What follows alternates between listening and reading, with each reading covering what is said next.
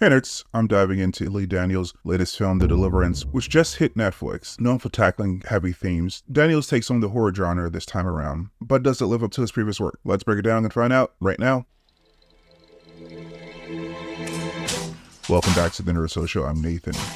As always, if you want to jump ahead of the intro to my analysis or rating, see the chapter links below. So, this film will be streaming on Netflix on August 30th after a limited theatrical release. I went into this film wanting to like it. Lee Daniels has been hit or miss for me in the past, but he certainly knows how to tap into a particular kind of trauma that resonates with many. So let's see how this latest venture into horror holds up. The spoiler-free logline for this movie is, in Deliverance, a struggling single mother named Ebony moves her family into a new home, hoping for a fresh start. But when strange and terrifying occurrences begin to unravel, Ebony finds herself in the battle for her life and the souls of her children. As I said, this is directed by Lee Daniels, known for Precious, The United States vs. Billie Holiday, and the show Empire. It's co-written by Daniels, David Cogshell, and Elijah Burnham, and it is based on the real-life Ammons haunting case in Indiana, which gained widespread media attention. Daniels brings his signature touch to the horror genre, focusing heavily on the dynamics of trauma and survival. The main cast consists of Andra Day as Ebony, the struggling mother fighting for her children. She is known for playing Billie Holiday in The United States vs. Billie Holiday, where she earned an Oscar nomination. Glenn Close plays Alberta, Ebony's religious mother. She's known for lots of things, but the short list would be Fatal Attraction, The Wife,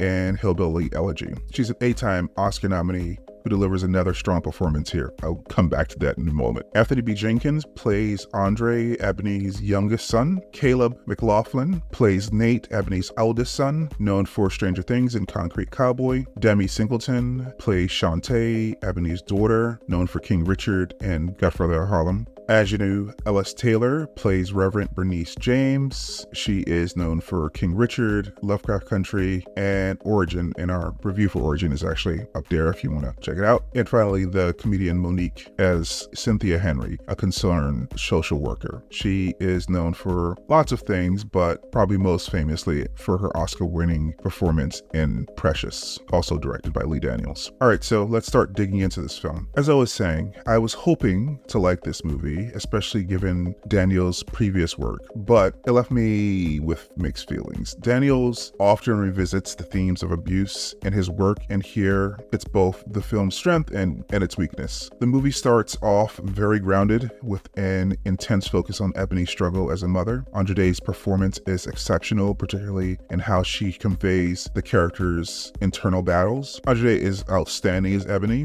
Her portrayal of a mother grappling with her own demons while trying to protect her children is both raw and authentic. Glenn Close as Alberta, Ebony's mother, delivers another Oscar-worthy performance, adding depth to the generational trauma explored in the film. The tension between her and Day's character is palpable and drives much of the emotional weight of the story. As an aside, the Academy really needs to give Glenn Close her Oscar before she isn't with us anymore. The woman's 77 years old. Monique is well deployed throughout most of this film, providing a steady presence as the social worker. She skirts the line of melodrama in one scene, but manages to pull it back just in time. Ajanou Ellis Taylor, however, is underutilized. She is one of the best actors working today, but her character is often tied to some of the more fantastical elements that feel disconnected to the grounded narrative that this movie starts off with. Speaking of, this film's critical flaw is its jarring transition from a grounded, gritty story to one filled with supernatural elements. I have no issue with a supernatural movie, but the tones are all over the place. While the horror aspects are initially intriguing, they become increasingly disconnected from the film's original tone. The movie begins to unravel in the third act when it takes a wild turn into the fantastical with little explanation. Some of the CGI and these moments also seem unfinished, giving the film a B-movie quality that undercuts the serious themes established earlier. Daniels also leans heavily into signifiers of Black faith, such as speaking in tongues, but